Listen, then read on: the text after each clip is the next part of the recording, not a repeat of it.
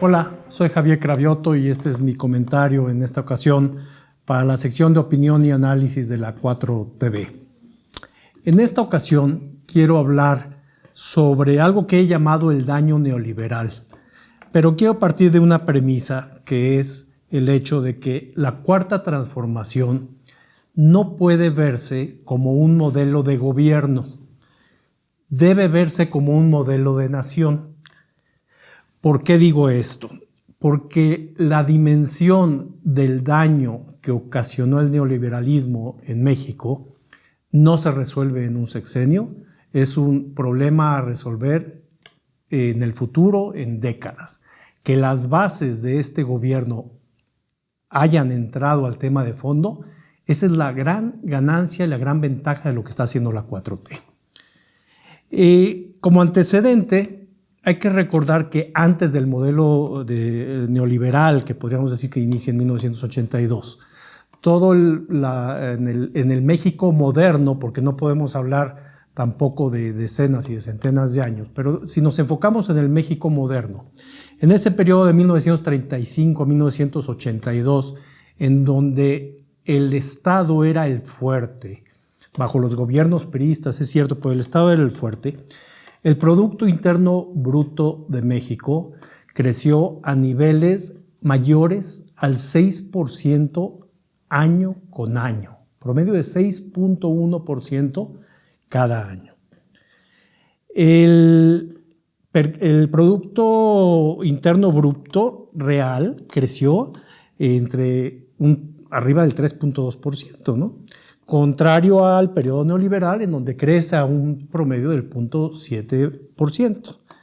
Bueno, entonces, si el punto nodal del debate es el neoliberalismo, ¿sí? Porque el neoliberalismo es lo que viene a romper esa forma de operar del Estado mexicano. La estrategia neoliberal, en realidad, se instrumenta en Latinoamérica desde los años 70, lo que se llama y se conoce como el Consenso de Washington, que lo que defiende es la libre actuación de las fuerzas del mercado. Ellos dejan las cosas al mercado, dicen que el mercado va a resolver los problemas sociales, va a resolver la economía, se preocupan de un equilibrio fiscal, que no significa otra cosa que el Estado deje de invertir, se preocupan de un control de la inflación, y le dan al sector privado las llaves, la manija, todo para que manejen la economía. Este modelo desarrolla lo que son las exportaciones en México de manera muy importante, pero no crece el Producto Interno Bruto y sí ahonda en la desigualdad.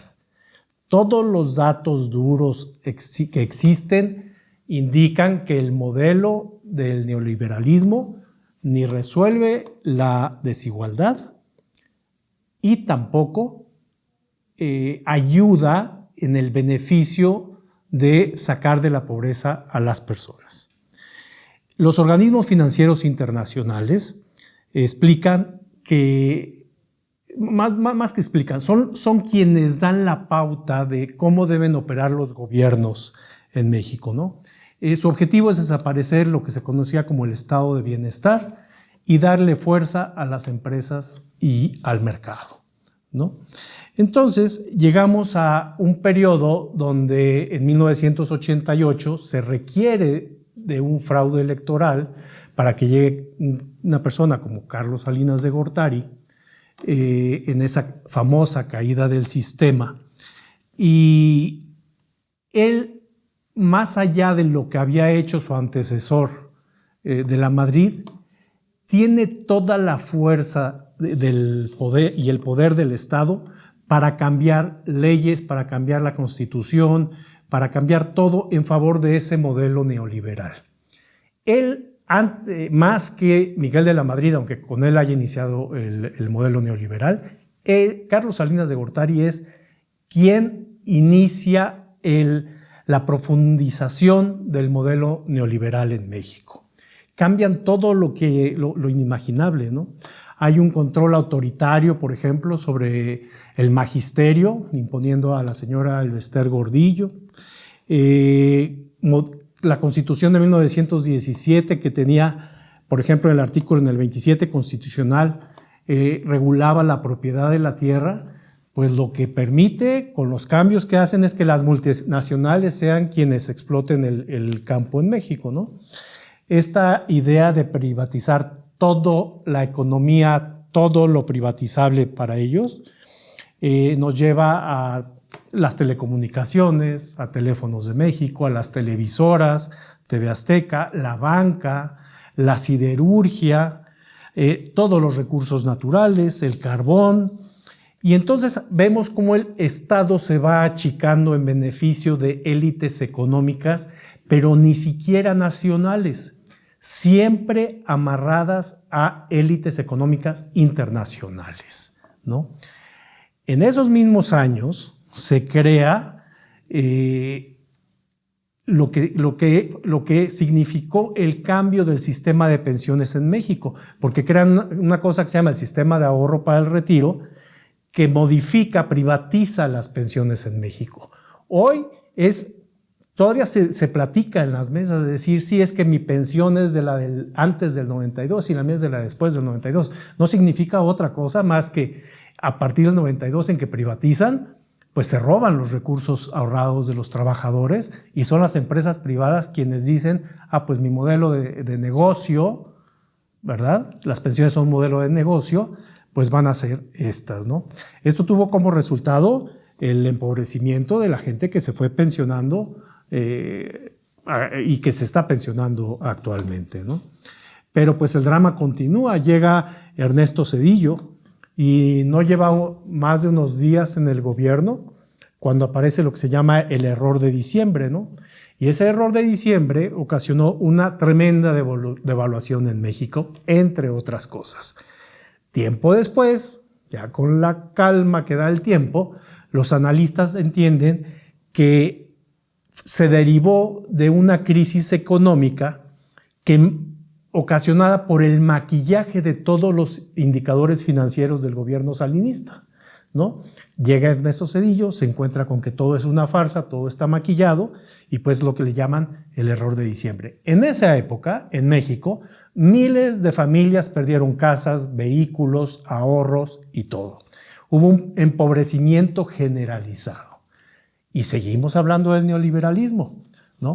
Después de Ernesto Zedillo, pues llega, vamos a llamarle la simulación, ¿no? Vamos a decir que se habla de una alternancia de gobierno, ¿no? Llega un partido distinto, llega Vicente Fox, como si fuera en aquel momento lo que representaba un cambio o un modelo del actuar del Estado, ¿no? Estamos en el año 2000 y Vicente Fox, lo sabemos todos, lo intuíamos los que afortunadamente no votamos por él, es que no representaba un modelo de ruptura con el modelo neoliberal.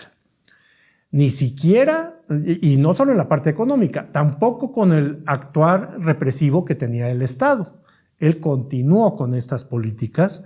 El gobierno de Vicente Fox se encargó de apuntillar para su destrucción a petróleos mexicanos, abrió la puerta a que las empresas extranjeras tomaran el control de los hidrocarburos mexicanos. Ahí es donde entraron todas estas empresas de Chevron, Texaco, Repsol, se dedicaron a hacer negocios con los hidrocarburos en México y nadie los controlaba, ¿no? Los recursos nacionales pues eran de las empresas privadas internacionales, nadie los controlaba, ¿no? Esto representa un desfalco de miles de millones de dólares como parte de lo que hace el neoliberalismo en este tiempo, ¿no? Un país como México, que dependía mucho más en esos momentos de su política energética, pues al privatizar todo eso, pues, ¿qué significa? Pues que se empobrece más, que sus ciudadanos se empobrecen más. Hay una profundización de la pobreza ante el desmantelamiento que se hace de los estados. Lo mismo pasa con la minoría, lo mismo pasa con todo lo que se nos ocurra, ¿no? En ese mismo gobierno se firma algo que a veces nos olvida, que es algo que se llamó en su momento la Alianza para la Seguridad y la Prosperidad de América del Norte, con Estados Unidos, por supuesto. Y aquí no solo, lo que sucede es que los energéticos, los bienes minerales del país, pues ya son un poco como compartidos, ¿no? Ya nos obligamos a que Estados Unidos pueda intervenir y además se le da paso en esa misma ley a que los organismos de Estados Unidos tipo la CIA, la DEA, etcétera, puedan intervenir y ejercer operaciones militares en México, ¿no? Ahí es cuando aparecen de repente pues, que los agentes de Estados Unidos podían estar armados en México, ¿no? En ese mismo periodo se hacen estos programas, dizque Plan Puebla-Panamá, el corredor transísmico, que no es otra cosa más que generar negocio a empresas privadas con las antenas o las torres estas eólicas en Tehuantepec, que lo que en realidad ocasionaron fue desplazar a las comunidades de su origen y empobrecer a las comunidades en su origen, ¿no? Y bueno, pues así tenemos esta tragedia tras tragedia tras tragedia, México empobreciéndose, ¿sí? Una desigualdad rampante, y llega Felipe Calderón. Felipe Calderón no solo ahonda la tragedia económica del país, sino que además hace lo que él dice que es la guerra contra el crimen organizado. Apenas toma posesión, unos cuantos días después, su guerra contra el crimen organizado, ¿no? El saldo de su guerra. Miles de presos sin sentencia, porque se acusaba a gente de delitos. Más de 300,000 personas asesinadas, de un lado, del otro, no sabemos bien quién. Miles de personas desaparecidas en el país. Una tragedia humanitaria como pocas veces había visto en México, incluso comparable con la de la Revolución Mexicana. De ese tamaño fue la tragedia humanitaria provocada por Felipe Calderón. Por supuesto, ahondando las políticas neoliberales, ya en beneficio, aquí está claro y con el tiempo se sabe, de sí mismo, porque cuando él se retira, pues se va a trabajar a las empresas estas que él mismo beneficiaba, a las empresas de energía, ¿no? Pero no podemos perder de vista que la tragedia, más allá de la económica, la tragedia humanitaria, hoy sabemos, porque además lo hemos sabido desde hace mucho, pero en estos días precisamente se está confirmando lo que todos sabemos, que Genaro García Luna, el compinche de Felipe Calderón, entre ellos organizaron esta guerra en su beneficio.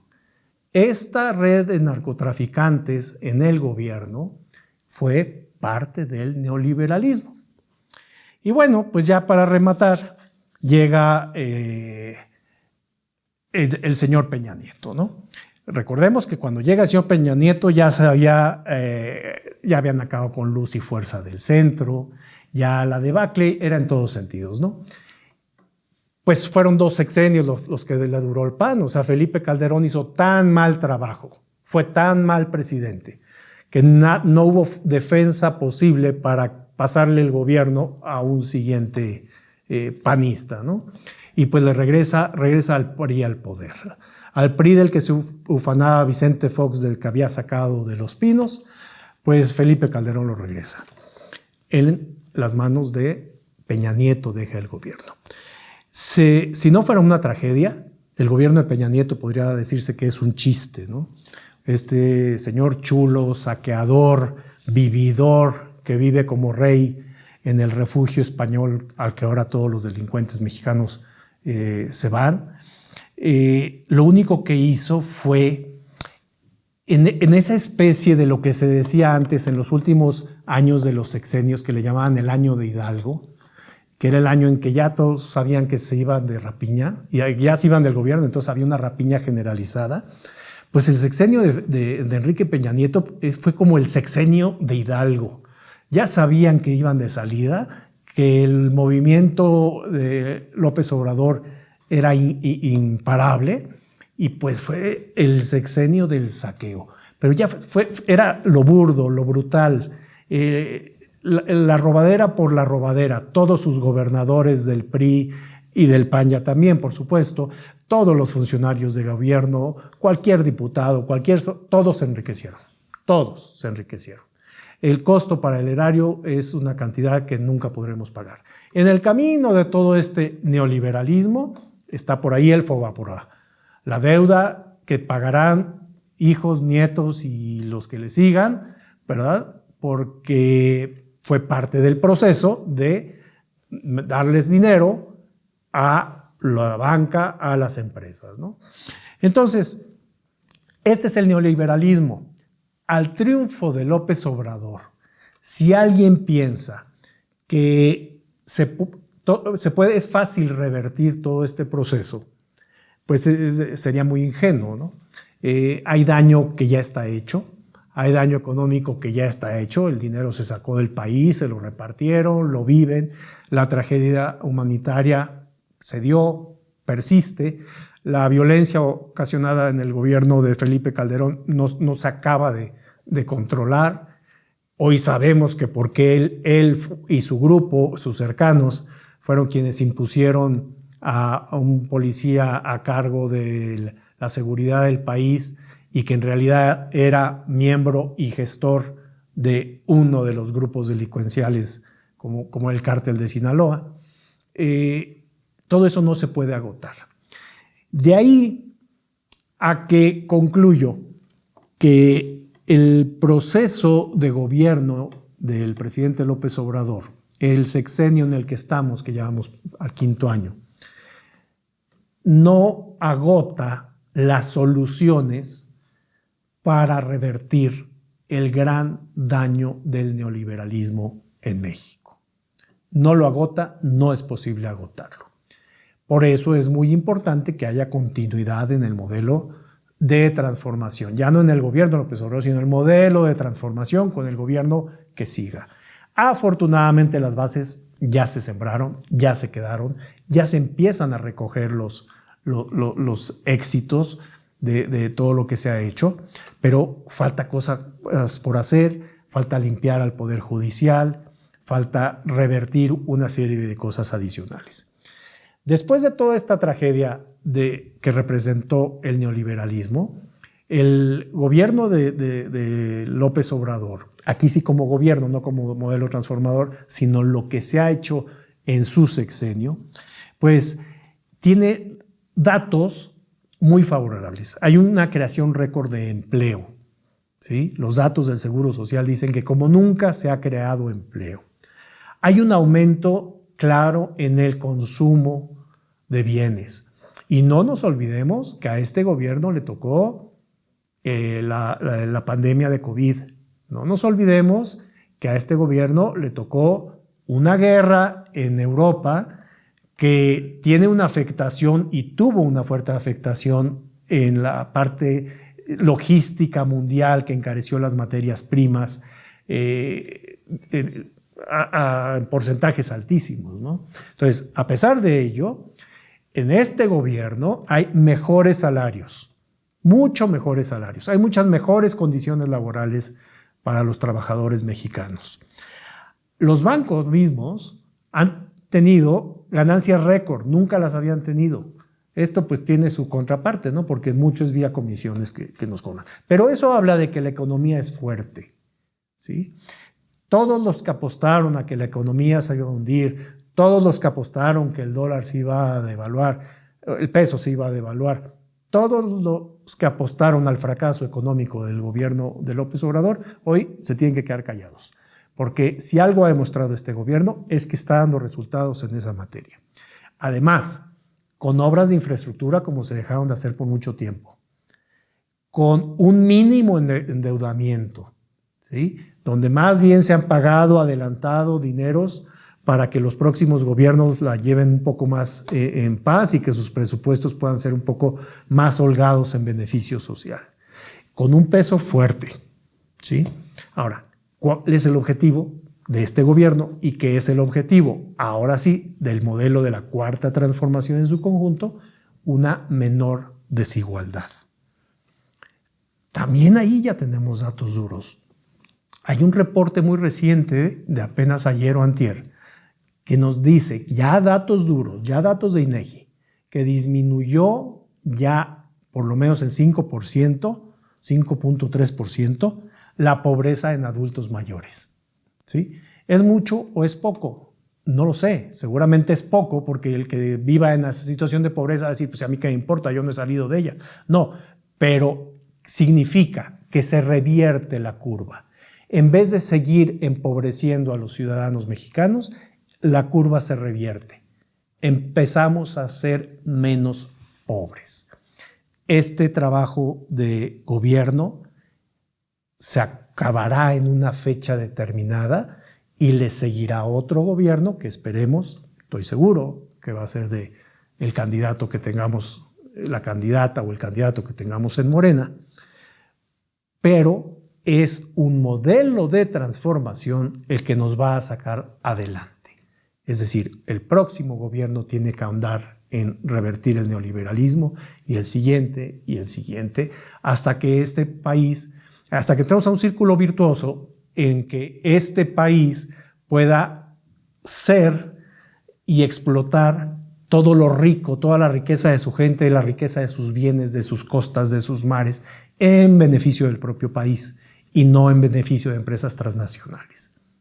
¿Y saben qué? ¿Saben qué es lo más doloroso de todo esto?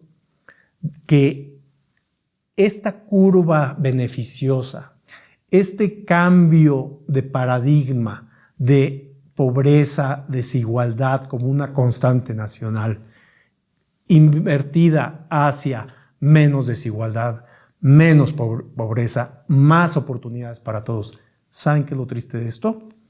Que la oposición mexicana no está de acuerdo en ello. Con eso vivimos, con una oposición que no está de acuerdo en un modelo que beneficia a México.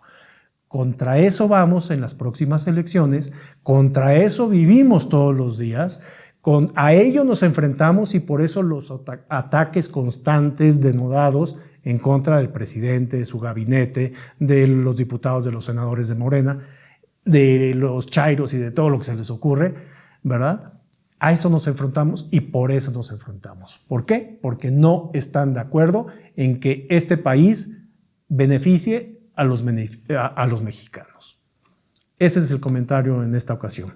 Muchas gracias.